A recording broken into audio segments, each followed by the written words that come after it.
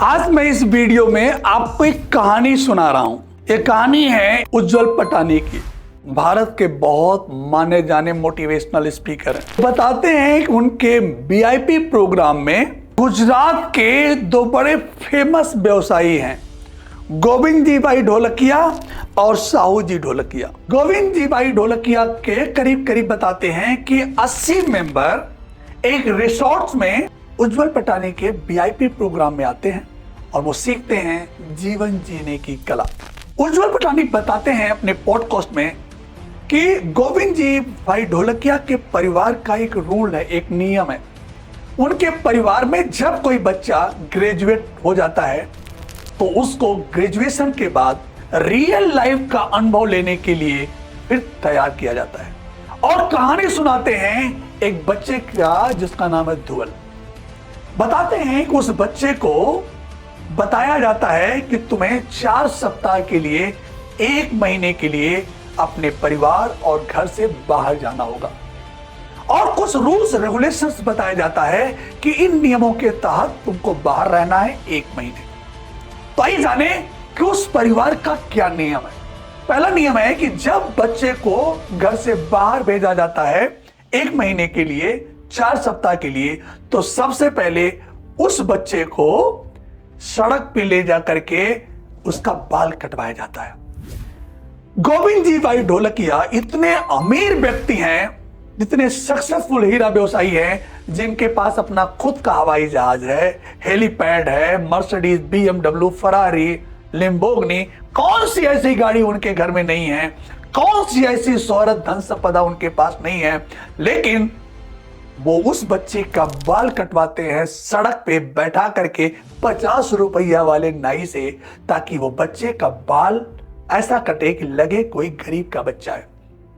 फिर उस बच्चे को 200 रुपया वाला कपड़ा खरीद के दिया जाता है।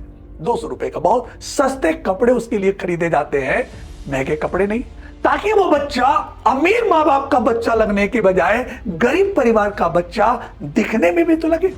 तो उसका बाल कटवाया जाता है, उसको 200 रुपया जोड़ी के कपड़े दिए जाते हैं। इसके अलावा उसको स्लीपर चप्पल दिया जाता है, 50 रुपया, 100 रुपया, 200 रुपए वाले स्लीपर चप्पल उसको दिया जाता है। और उस बच्चे को जनरल टिकट दिया जाता है और 5000 रुपया नगद दिया जाता है और फिर एक ट्रेन में, जनरल डिब्बे में उसको बैठा दिया जाता है और एक ऐसी ट्रेन में बैठाया जाता है जो कम से कम 25 से 30 घंटे की यात्रा जिसमें करनी पड़े। ये सब उस बच्चे के साथ किया जाता है।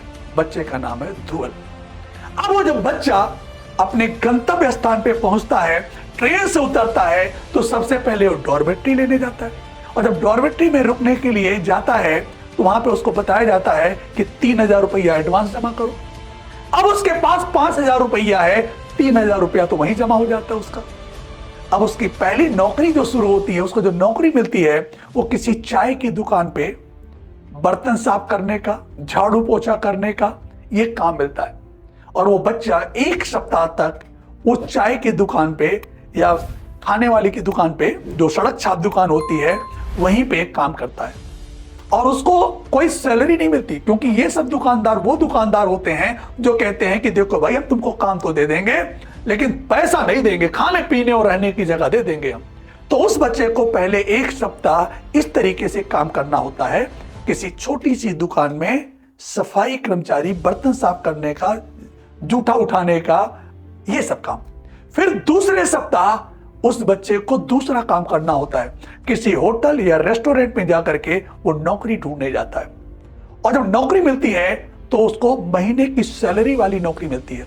क्योंकि उस बच्चे को पूरे महीने नौकरी नहीं करना होता है, सिर्फ 1 सप्ताह नौकरी करना होता है, इसलिए वो मालिक से विनती करता है, रिक्वेस्ट करता है कि उसके पास बिल्कुल पैसे नहीं है, उसको खर्चे के लिए पैसे चाहिए, इसलिए कुछ पैसे वो दे दें, जो कि वो भी नहीं मिलता।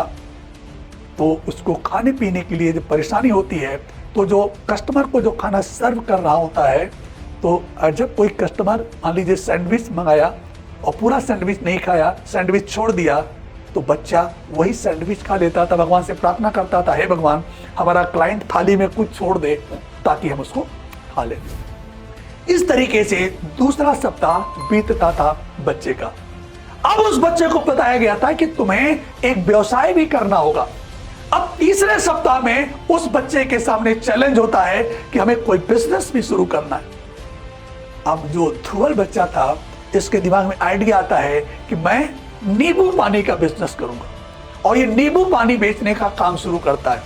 जैसा कि पता है कि नींबू पानी में ठंडा पानी के लिए बर्फ चाहिए, और बर्फ रखने के लिए फ्रिज वगैरह चाहिए, तो उसके पास इतने तो पैसे थे नहीं। वो सड़क पे अपना दुकान लगाया था, तो दौड़ के पास की फैक्ट्री में हो जाता था, 1 किलोमीटर पैदल दौड़ करके वहां से बर्फ लाता था, 10-15 गिलास नींबू पानी बनाता था और फिर बेचता था। इस तरीके से वो पैसा कमाया, और इस तरीके से उसे ट्रेनिंग दी जाती थी कि तुम्हें व्यापार करना है, बिजनेस करना है। और यह भी शर्त थी कि जब तुम वापस लौटोगे 1 महीने बाद, तो उस 5,000 रुपया में तुम्हें कुछ पैसे बचा के भी लाने हैं।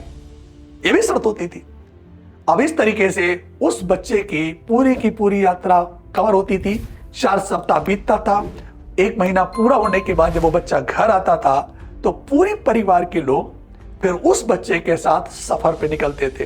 वो बच्चा जहां जहां गया होता है, जिस वो चाय की दुकान पे बर्तन साफ कर रहा होता है, वहां पे उसके परिवार के लोग जाते हैं और ढेर सारा पैसा दान पुण्य करते हैं और आभार व्यक्त करते हैं कि आपने हमारे बच्चे को 1 सप्ताह तक अपनी दुकान पे काम करने का मौका दिया, इसके लिए हम लोग आभारी हैं, और बहुत सारा पैसा देते हैं।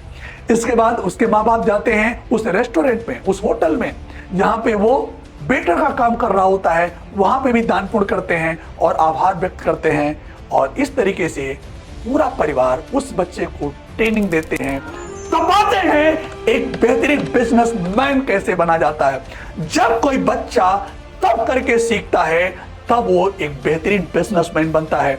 ऐसे बच्चों को 10 रुपए की भी कीमत पता होती है। इसीलिए अपने बच्चों को तपाइए, अपने बच्चों को सिखाइए।